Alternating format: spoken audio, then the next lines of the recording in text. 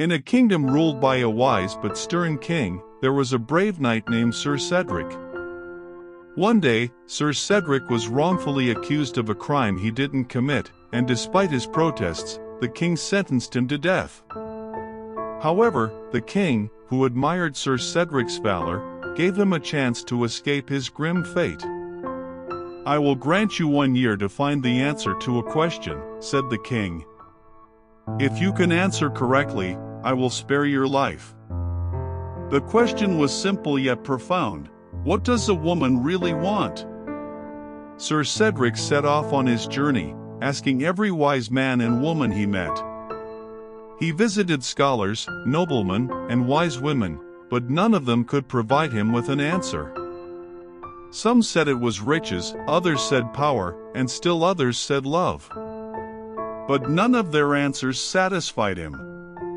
It was then that an old merchant whispered to him, "There is an ugly witch who lives at the edge of the forest. She knows all things, and she may hold the answer you're seeking." Desperate, Sir Cedric ventured into the dark forest, seeking the witch.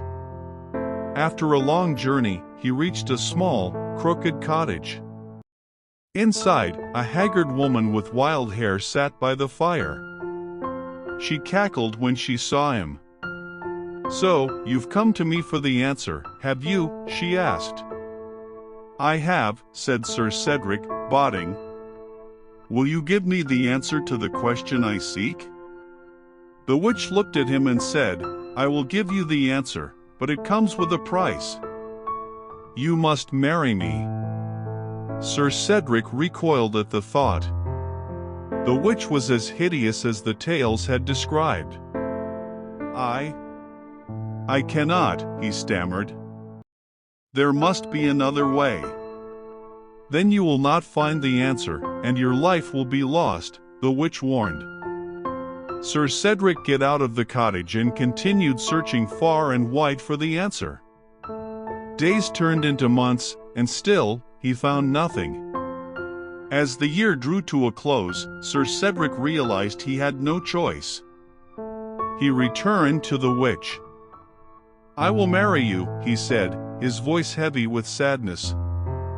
The witch smiled wickedly and replied, "Very well, I will give you the answer. A woman wants to be the emperor of her own life." The next day, Sir Cedric presented the answer to the king. When the court heard the response, they were moved. The king himself was deeply touched by the simplicity and truth of the answer. "Indeed," he said, "a woman does want to be the ruler of her own life." With that, Sir Cedric was spared from execution. But the knight's troubles were not yet over. The day after his reprieve, he married the witch, though his heart was heavy with sorrow.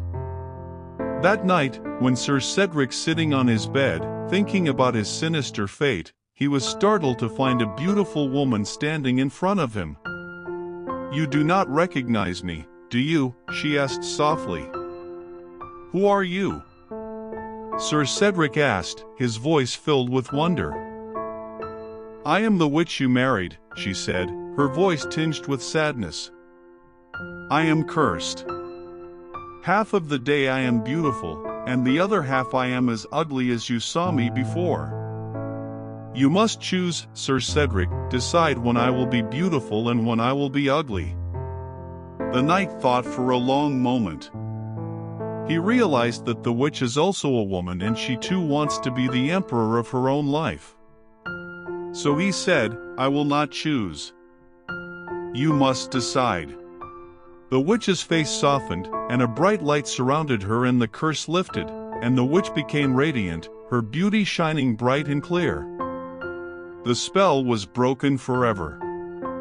Sir Cedric and the beautiful woman, who was now free from her curse, smiled at each other.